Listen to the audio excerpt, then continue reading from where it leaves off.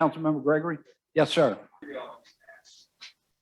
We should, unless you're speaking, so I would ask everybody in the room, including Councilmember Parker, to please wear a mask. If you're not willing to wear a mask, Councilmember, if you'd like to use the computer right across the hall, that would be fine as well.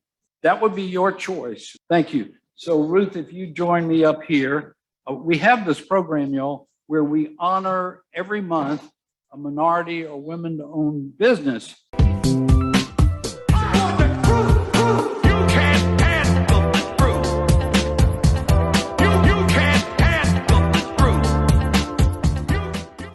What's up, guys? My name's Corey Allen. Of course, this is the Overton Report. Man, do we need to have a conversation. Charleston City Council, they made fools of themselves on the 25th, which was this last meeting. Now, we're going to get into how in just a second, but first, some of you may remember the last City Council meeting, we held a protest. Why did we hold a protest? Because they weren't allowing people into the meeting to take part in their representative government without a V-passport. Yes, I said V-passport because censorship is real and it's something that we as conservatives have to deal with on a daily basis. It sucks, but here we are for the time being. But V-passport was needed to get into the meeting. So we held a protest. This was the first meeting for two newly elected city council members, Stephen Bowden and Caroline Parker. Caroline Parker, at that meeting, had been segregated from the rest of the city council in order to take her oath of office in the mayor's office rather than in council chambers because her children were unable to wear masks. You might remember that. But what happened on the 25th at this most recent council meeting was way worse. How could it be worse, you might ask?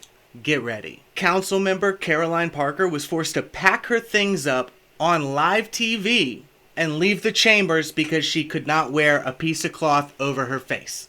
Now this came about because Councilman Gregorie decided to put Mayor Tecklenburg on the spot while the cameras were rolling, saying shouldn't everybody be wearing a mask? But what you didn't see, according to Ms. Parker, was prior to the meeting, Councilman Gregorie had come up and berated her and acted, how can we say it, extremely disrespectful regarding her inability and her exemption of wearing a mask. Now, that exemption, there is no mayor, there is no city council member, and there is no checkout girl at the local Dollar General that deserves to know what your exemption is. It just exists and should be honored. But Gregorie decided to make it his business, and he purposefully turned his microphone off before making the statement so it wouldn't be able to be heard very easily. But don't worry, Gregorie, we'll turn it up. Now what's interesting about this, right before the mayor decided to kick out a duly elected sitting representative from representing the people who elected her, was this prayer that leftist savior Kylon Middleton decided to give. I say prayer, but really it's a political speech because everything that Mr. Middleton does is politically motivated. What's interesting is that he, throughout the entire thing, continued referring to uniting the city and unity in the council and throughout the city of Charleston, right before kicking out a council member for a medical exemption regarding covering her face. So much for unity. I also find it interesting that Mr. Gregorie was the one who invited Mr. Middleton to give that political prayer. The other very interesting thing about this was once Gregorie asked the mayor, shouldn't we all be wearing masks? Tecklenburg says, yeah, we should all be wearing masks unless we're speaking. Unless you're speaking? Shouldn't it be only while you're speaking? Look, when a person is sitting with their mouth closed, dead silent and still, breathing through their nose, there's no chance. Look, there's no chance that anybody is spreading any droplets while doing that. The only time anything close to a reasonable scientific argument could be made is while somebody is speaking. That's the only time that would even be close to a reasonable argument. I think that one's nonsense too, but at least there's a little bit of logic in that. Because when a person is not speaking, no droplets can come out of their mouth. And that's the only thing that those surgical and cloth masks come even close to being good at doing. Keeping large droplets from coming out of your mouth while you're speaking. Where's the scientific justification for forcing somebody to wear a mask when they're silent and allowing them to take it off when they're speaking? It's more proof that it has nothing to do with health or science or reality or facts, and it's only about propaganda, coercion, submission. Submission. That's all this is about. That's all this has ever been about. And here's the kicker. The moment after Mayor John Tecklenburg of Charleston, South Carolina, kicks out the only female council member from the chamber, he unironically goes on to honor women by giving out kudos and congratulations to women in business. Again, his words, to honor women.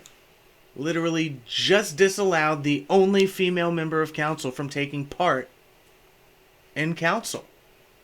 Now, they did end up deferring the vote on the Equity, Inclusion, and Racial Conciliation Commission, so that's a good thing. We got a little bit of a win there, and that's because of the protests, and that's because we continue to apply pressure. But the way that they treated Caroline Parker was disgraceful. Absolutely disgraceful.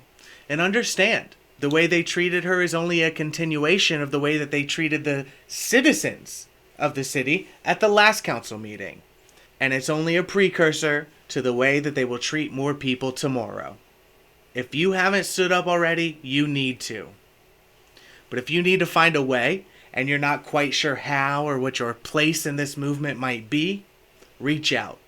Reach out to me. Reach out to the Overton Report, the Overton Group. Reach out to any activist or individual or personality that you see is making or trying to make a real change.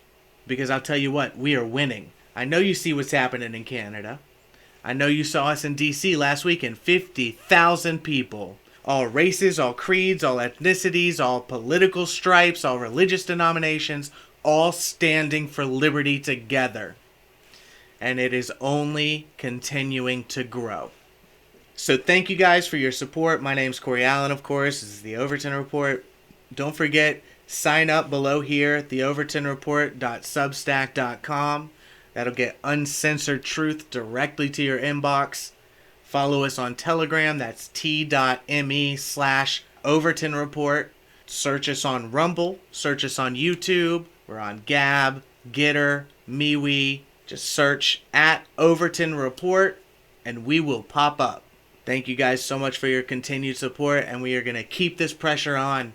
What's right is right. It's the simplest thing in the world. Stop the segregation and allow an elected representative to represent those who elected her. Super easy. We'll talk to you guys soon.